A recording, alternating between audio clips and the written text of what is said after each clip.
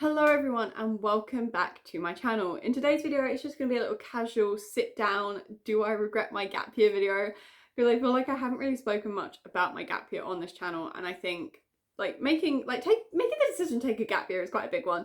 I made mine pretty spontaneously. I say that, not really. Uh, but yeah, I'm just hoping do I regret my gap year? This kind of video might help you decide if you were maybe thinking about taking a gap year as well. So the reasons why I took my gap year were actually because I got rejected from Cambridge last year. If you've been following this channel for a while, you know that I applied to study law at university last year, and the only option out of the 5 unis I applied to that I actually liked was Cambridge, and I didn't get in. And I just remember being in sixth form, I was really devastated, and I ended up firming Bristol for law, because, you know, Eve Cornwell went to Bristol for law. That was literally the reason why I found Bristol. But the more I thought about it, I was like, I don't want to do this. I don't want to go to Bristol. I just didn't really feel that connection to the uni. And I think when you're looking at unis, you know if you want to go there. It's just a feeling you get, which is something I learned on my gap year, because I actually looked into the unis I was applying to a little bit more. But yeah, and the more I thought about law, I was like, I don't want to study law. I want to study English. I really love English. I can't imagine dropping English, and I'm very happy. I think I made the right choice there, and I think taking a gap year was really good for helping me realise that, you know, maybe I wasn't on the right path. You know, rejection is redirection. And I think if I was studying law at Bristol right now, I don't think I'd be that happy, because I just don't think law was the subject I was meant to study, and I also don't think Bristol was the uni I was meant to go to. What I ended up doing in the actually taking a gap year, I sort of thought about it when I firmed Bristol. I was like, I don't want to do it, but I firmed them anyway. I got a job over the summer. I was working quite long hours. That job was awful. I'm so glad I quit. And I just remember the whole time thinking, like, do I just not go to uni? Why don't I just not go to uni? And it was awful. I had like these thoughts in my head, like, if my best isn't good enough, then what's the point? And I think taking my gap year was good for helping me fix that mindset. I was very much quite rigid when it came to academics, and I would just I was ridiculous at times. It's like, oh my god, I got an 89%, that's so bad. That's not a bad grade. I think I was just so caught up in this, you know, this world of education of sixth form, of GCSEs, A levels, that I just wasn't really thinking about other things. And I think I've definitely fixed my mindset a bit just by taking that year out. But yeah, one of my co-workers just turned around to me and was like, you're being silly. And I did end up reapplying to uni. I actually quit that first job around August time, and I got a different job, which I was planning on carrying through my whole gap year. Funny story, I actually quit that right before Christmas. I bet they loved me, and I got the job that I've got now, and I actually need to be at work in like an hour, so need to hurry up with this video a little bit. So yeah, I did end up reapplying, and I think when I was actually looking at unis this year, I did pay more attention to whether or not I thought it would be somewhere I wanted to go.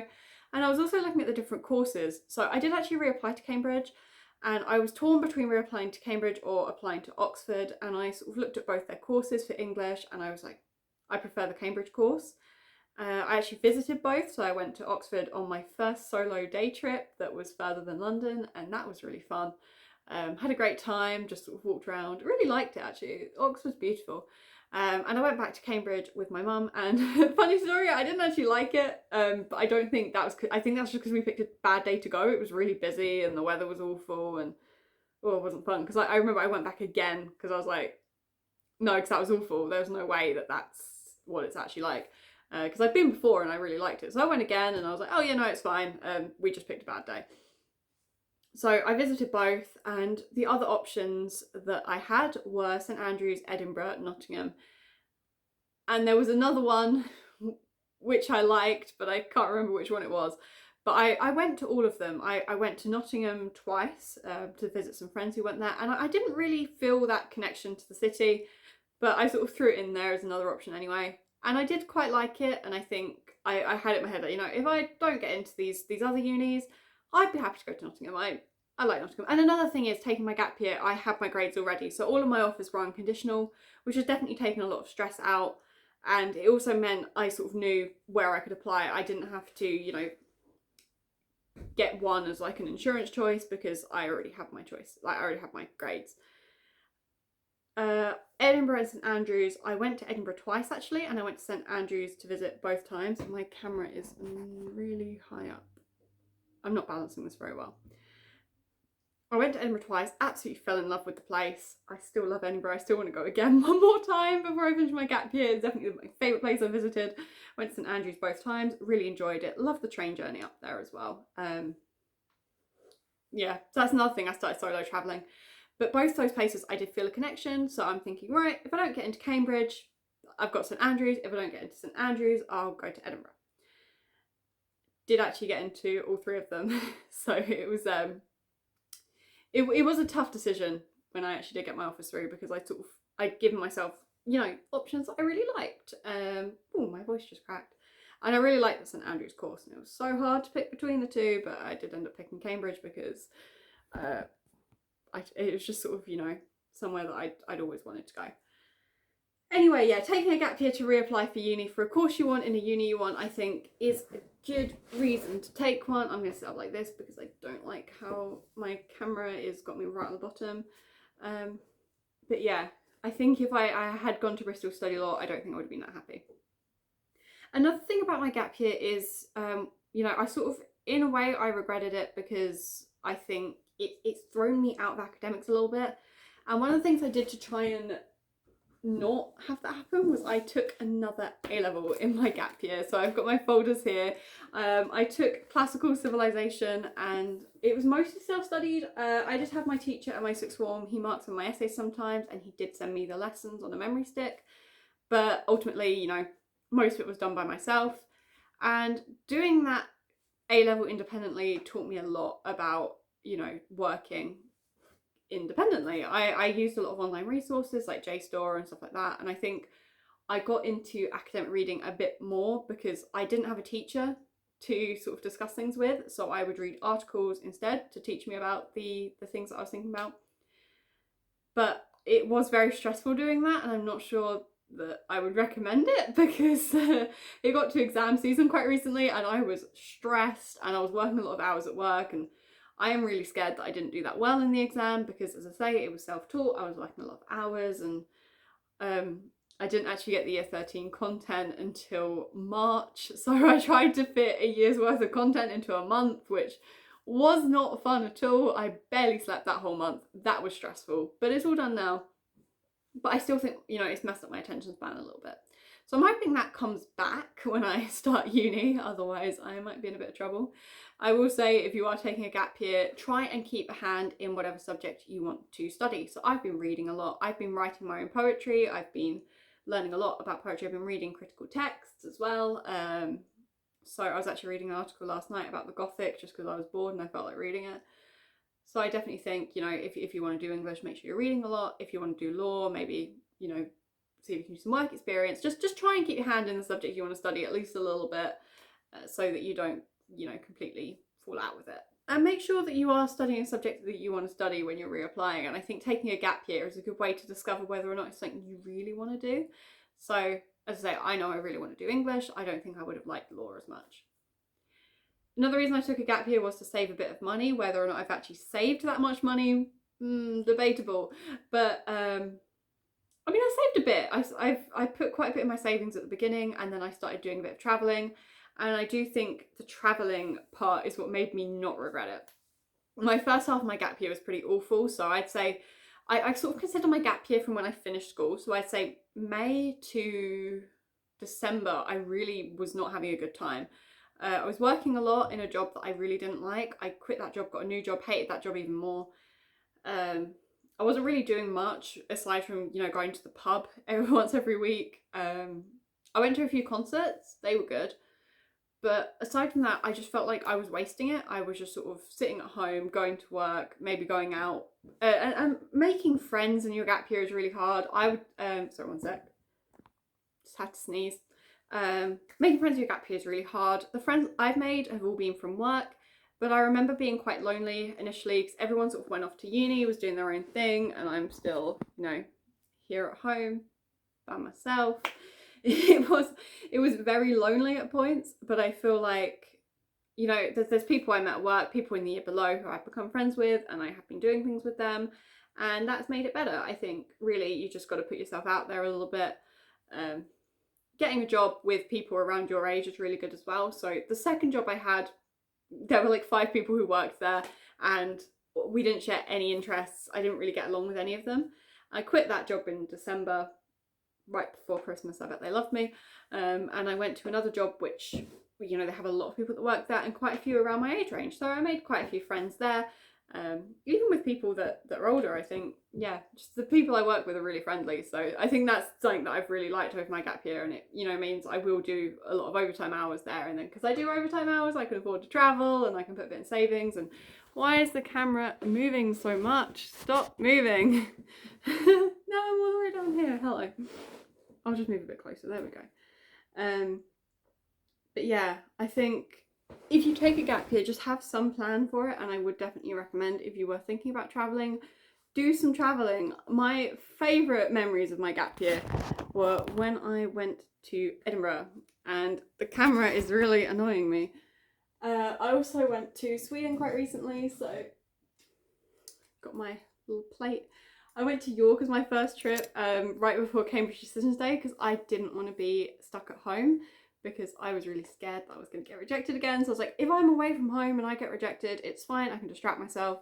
So I went to York, and funnily enough, I actually got my Cambridge acceptance inside the York Dungeons experience while getting chased in a carriage. That was amazing, like core memory right there. And solo trips, they're so good for building your independence. I feel like I'm a lot more independent now. I've got a lot more confidence than I did have. I was quite awkward. I'm still quite awkward, but I was quite awkward in sixth form. I didn't really go out that often. And I think now I have the confidence. You know, I've been to Scotland by myself. I've been to Cornwall by myself. I went to the Isles of Scilly by myself. That was amazing. Really liked that. I feel like I've seen a lot more, and I feel like I've learned a lot more, and I feel like my worldview's a lot less rigid now. I feel like I'm a bit more flexible. I feel like I'm a bit more calm about things as well, rather than sitting there crying because I got an 89% on a test, which was insane how I would get that upset over things that, you know, really don't matter that much. I think I sort of as well made peace with the fact I got rejected from Cambridge originally, and I sort of decided, you know, if I don't get in this time, it's not that big of a deal. It's just a university at the end of the day. You can get a degree from anywhere. Obviously, I'm really happy that I did get in, but I had other options, and the point was that, you know, I would have been happy going anywhere because I liked their courses and I liked the uni and I liked the area. So I think just, you know, taking that time to sort of properly decide was a good thing. I can't imagine myself studying law now. Like, even just take Cambridge, Bristol, whatever out of the equation. Even if I ended up going Cambridge for law, I don't think I would have enjoyed it, because I don't think I was meant to study law. I don't think I would have liked it. So I think that is a big thing. So really, yeah, I didn't regret my gap year. I think the reasons I took it, you know, I succeeded in sort of solving those issues. I think I saved a bit of money so I can be a little more financially secure when I do go to uni next year. And I've seen places that I've really enjoyed. I've met new people who I might not have met before. I've gained a lot of confidence. I've become the travel expert at work. I have people come up to me and like, I want to go to this place, how can I do it cheap? And I'm like, do it this way. Because I haven't done it that much compared to some of the other people in my year who took gap years. Like, one of them's just been all around Europe. I have not done that. I've mostly gone around the UK, although I haven't gone to Sweden. I'm going to Denmark soon. But I still, yeah, travelling in the UK is still brilliant. I've had a great time. My favourite place, as I say, being Edinburgh. I also did really enjoy Cornwall. Like, it was good. And York was just something else. It was amazing. That feeling when I just got accepted and I was just like walking around this city that I didn't even know by myself. Oh, brilliant. Brilliant. Would 100% do it again. I am kind of sad that my gap year is ending, because I feel like there's so many things I missed out on, because I feel like I wasted the first half, and that's the biggest thing I regret. I wasted the first half working in a job I hated, not doing anything that I actually enjoyed. I wasted so much money as well, like just going to Spoons with a few people from work. Like, yeah, I should have saved that money. But yeah, I do feel like I wasted the first half, but the rest of it was definitely worth it. I'm just checking the time. Yeah, no, I've got time. Just at the time of filming this, as I say, I've got to go to work in a bit, and I don't want to be late to work. So really, my advice is, you know, get a job that you don't have to love it. Obviously, it's only temporary, but get a job that you can tolerate.